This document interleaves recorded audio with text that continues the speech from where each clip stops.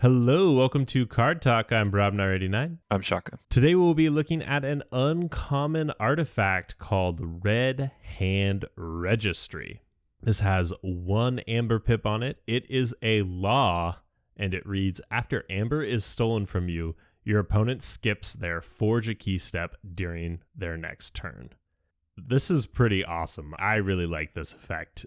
Huge Coda Shadows hate. It gives you an extra turn to respond to any scaling steal that your opponent might have executed on you. And the only thing that they're going to be able to do is use a key cheat to use up all that amber. Otherwise, you've got time to dig for your bring low or your doorstep. This is a pretty awesome effect to have on an artifact.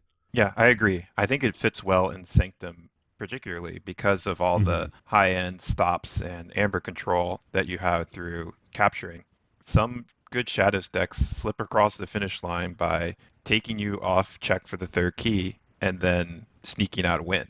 With the Redhand Registry, that's just not going to be possible unless they key cheat it out, like you mentioned. And if their deck doesn't have steal, okay, you have a passive artifact that got you an amber pip. Yeah, there will be some matchups where it's kind of a dud, but it's fine. Like the artifact will sit there. They're not going to target it, and you get an amber pip out of it. So it's fine. So I think the Book of Malefaction was a stronger card that was in mass mutation, and it said you put a warrant counter on it every time you're stolen from, and Omni remove a warrant counter and purge a creature.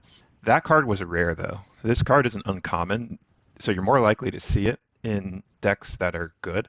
Right. I think this is a nice card to splash in there and give you some steal hate, and combine this with first or last to give you some purge to remove some combos. I think Sanctum can provide a lot of answers to powerful strategies. Absolutely. And we've mentioned how it's going to be really strong against scaling amber control. You can also imagine a pretty common scenario where your opponent's already going to be going up to 6 or more.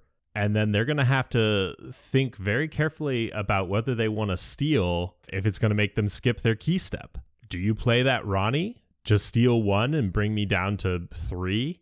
Is it really going to be worth it versus just discarding it and still getting to have your forge a key step? It's going to make your opponent think twice about getting that 1 or 2 steal off when it's not going to stop you from forging. You could even trigger the effect on your own turn. Destroy one of their creatures that has a destroyed steal ability, and you force them to skip their forge a key step. They'll steal an amber that they were probably going to steal anyways. Right. I could also see this being one of those cards that catches people off guard. Like if it's just sitting back there in your artifact line, there's a good chance your opponent just forgets about it and suddenly comes to their turn and they go to flip that key and they're like, oh, can't do it. Whoops. Yeah, and this is good protection for your burst in Sanctum. You burst up a lot. Well, if they steal, then now they're slowing down. Absolutely. Yeah, I think it's a pretty good card. It's not going to totally win you the game, and I think it's something that boosts your tempo in some matchups substantially. Yeah, it's going to be super obnoxious for certain decks to deal with. All right, this has been our look at Redhand Registry. Check back tomorrow for a look at another card.